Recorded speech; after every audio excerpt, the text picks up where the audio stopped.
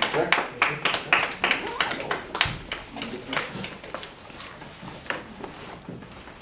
Okay, so can I just go around and everyone just introduce themselves? I mean, I'm terrible with names, so I just want to make sure I don't mess up your name. Starting with Dear. Jusia. Laura. Laura. Jane. Paul. Betsy. That's it. Donna. John. John. Ed. John. John C. Gallagher Jr. With the CC. Who did that to you? Craig. Chris. The senior did that Craig to started. him, right? Okay. And then you have Van. Okay, great, awesome. So basically, my job is to ask you just some impromptu questions. Think of it as like, usually I like to think of myself as like a jazz musician, like you're just improvising, but like going with the flow. Or you could think of yourself as a chef. You're like on the Iron Chef show. You have a set time to cook a delicious meal. So just have fun. And so these are questions that are just like off the wall. I guess I'll start with you, Daniel. Okay. If you had to teach something, what would you teach? Anything or in the world, huh? Anything. Anything in the world. Can I get that question? Well, aside from baseball history, I probably wouldn't do that because not everybody's interested in baseball. But what I would do is if I was in a setting, I'd probably want to talk about some history. Maybe if I was in school, and if I was a teacher, I'd talk about history. If I was, it all depends on my audience, really. But I'm a historical type of guy, so I'll go that way. And I try to bring history to life by not talking about the facts and the figures. Because everybody can talk about the facts and the figures. But by saying, well, this happened here, and this is what happened as a result of X, Y, and Z. And the ramifications of X, Y, and Z were A, B, and C, whatever that may be. It could be that the Chicago Cubs were 106 years in making without a championship, and they finally won one in 2016. Yep. That's baseball history. But next year, the Cubs will play the Red Sox in series. We'll see about Thank that. you. That'll be an awesome game. Thank you, Daniel. Welcome. Next question for Lucia. I would say, I'm going to ask you, what makes you smile on a daily basis? Oh boy. Being fellow Toastmasters and welcome guests, I have honestly no idea. I don't even pay attention to my facial expression, honestly. People say I'm smiling, okay, they think I'm smiling, fine with me. But I mean, even when I think I'm actually depressed or like, why is this happening to me? People are like, oh, you're smiling. Really? Am I? Okay, never mind. Thank you. Thank you.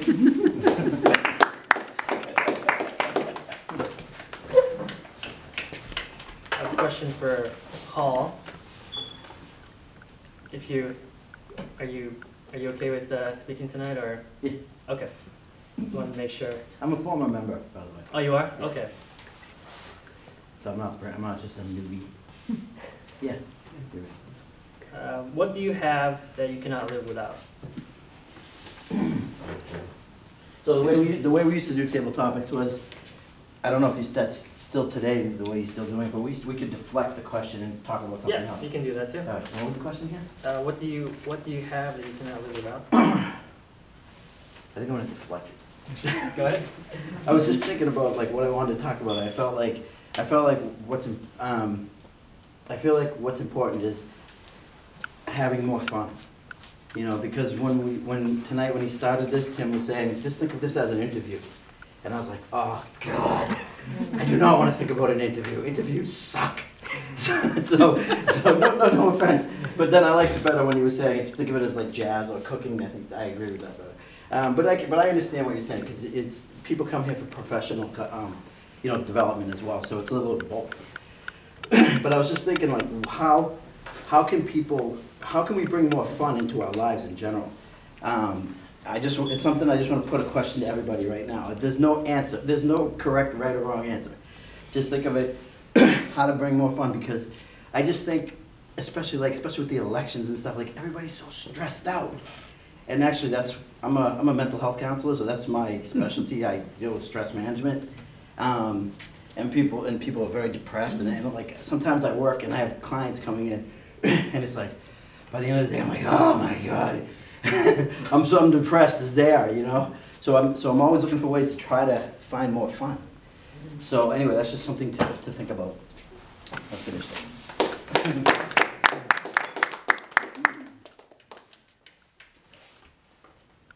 Question for Jane. What is your #1 goal for the next 6 months? Or you can deflect That's if okay. you want. Thank you.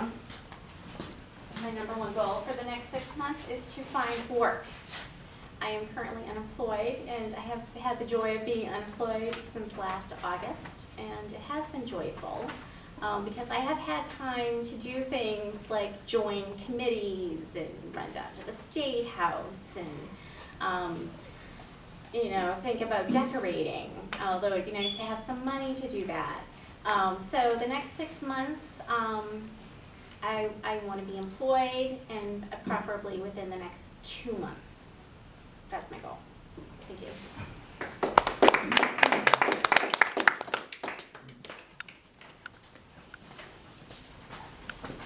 Question for Laura. What is your greatest skill?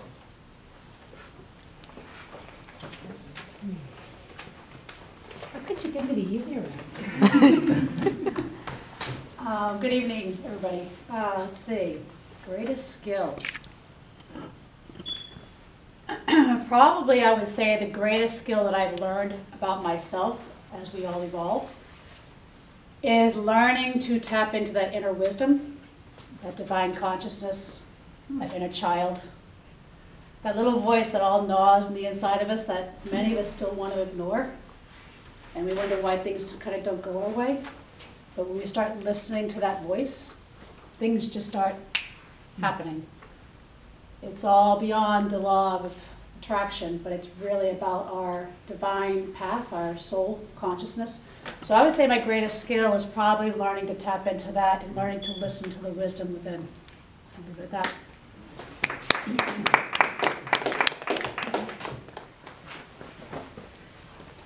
And for Betsy, do you like the city or town you live in? I what? Do you like the city or town you live in, and why? No. Is a realtor. Good evening once again, fellow Toastmasters and welcome guests. I'm going to change the subject. And I think I should have had your subject. My greatest skill is change. Change. And as you know, I've not been here for quite a while because I have been very busy working, not having any fun. And I'm on that path of change again.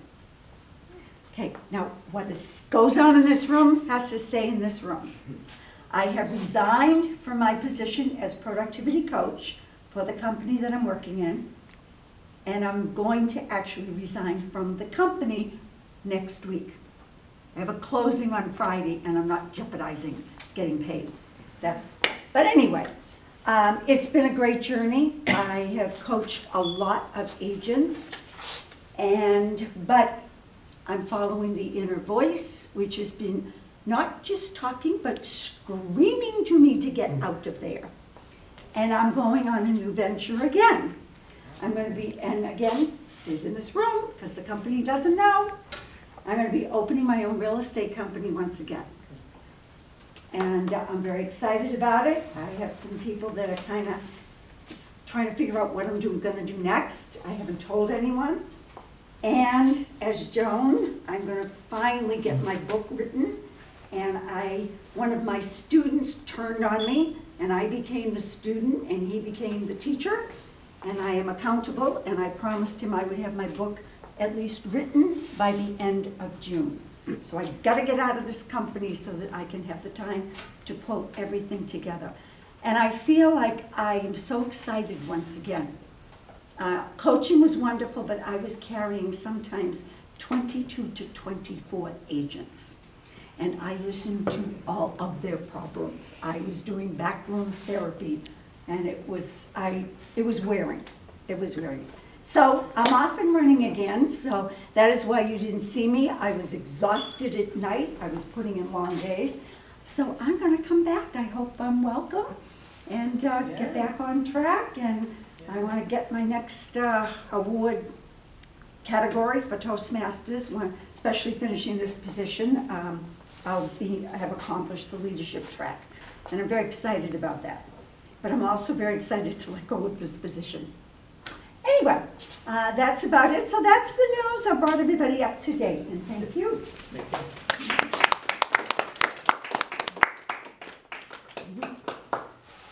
And Donna, can you tell me about your new job? What? Or the job that you've been working in?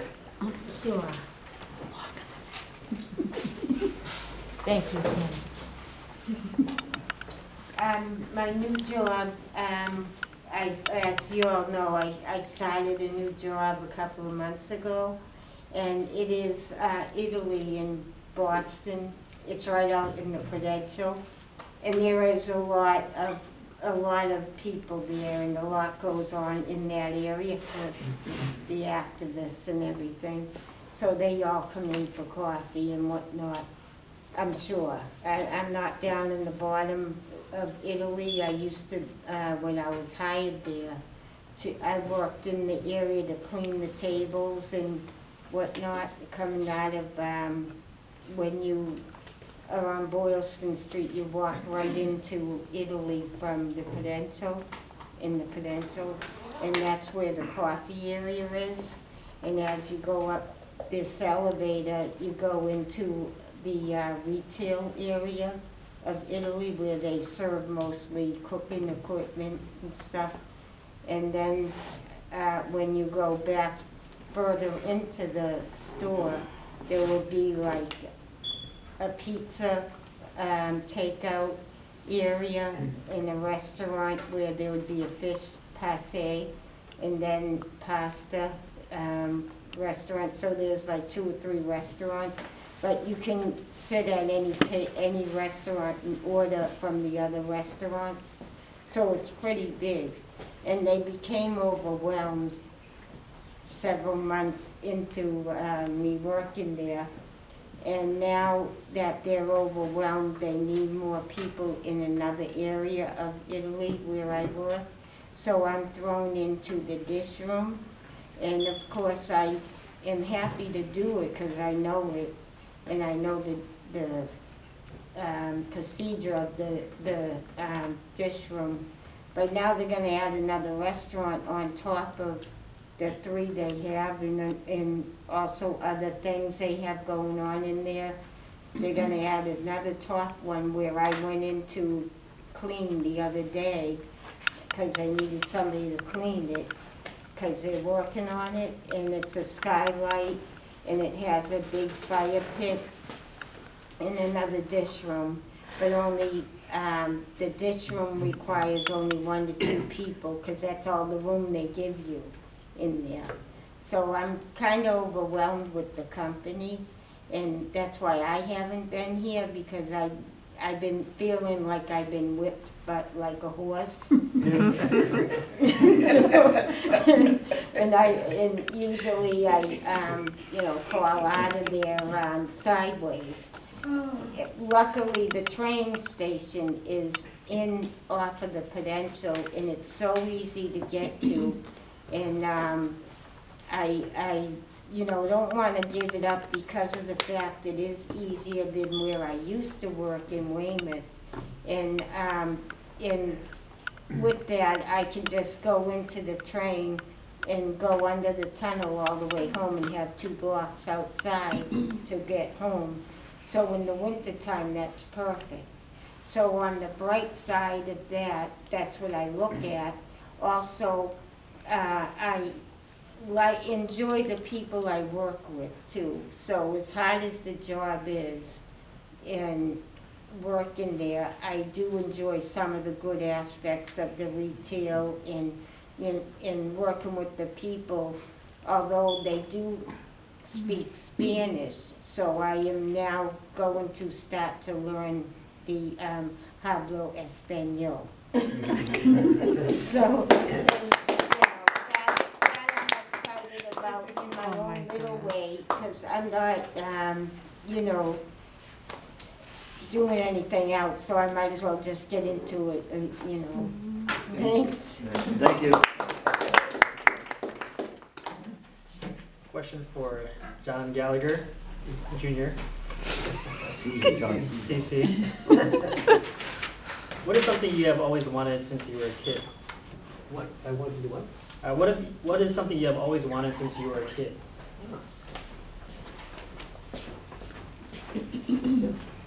Thank you, Tim Goodine, fellow Toastmasters. What I've always wanted since I was a kid, I suppose a lot of different things, but one thing we all want is probably wisdom. And just yesterday I was reading some of my favorite Chinese Buddhist texts, and a couple of things I thought were very interesting were in the sense of destiny, luck, things of that nature. How sometimes people put themselves in very critical self-positions because they don't realize that they're in the wrong place at the wrong time or something like that. It's not necessarily their own fault. But also as far as luck was concerned, this is a thing I think I said before, about the time when Confucius was alive. A family came up to him and they said, we have a black calf and it gave birth to a white calf. We have a black cow and it gave birth to a white calf. What should we do? And Confucius said, well, that's a wonderful omen. You should give thanks, celebrate it, and have a feast. Shortly afterwards, their son became blind in one eye. I thought, gee, what kind of luck is this? Well, about a year or so later, the exact same thing happened. The black cow gave birth to a white calf. They went to, the mother said, we can't ask him about this again. So they said, well, we'll check. So they went to Confucius. He said, this is a wonderful omen. The mother said to the father, said, what is this person talking about? This is a wonderful omen. Our son has lost his sight in one eye, and actually the father lost it as well. Why is this good fortune? Well, shortly afterwards, a tremendous war broke out. And all the able-bodied men were drafted into the military, and they had many people died and were lost. And afterward, they were all sad because of that. But these people who had lost their eyes weren't eligible for the draft, so they were saved because of that. Afterward, the sight came back. So as Confucius was saying, or as the fable talks about, you don't really know how luck is. Something that comes looking as though it's disguised as bad luck may in fact be good luck. And destiny and chance take place. You're not always in the right place for what your aspirations might be. Thank you.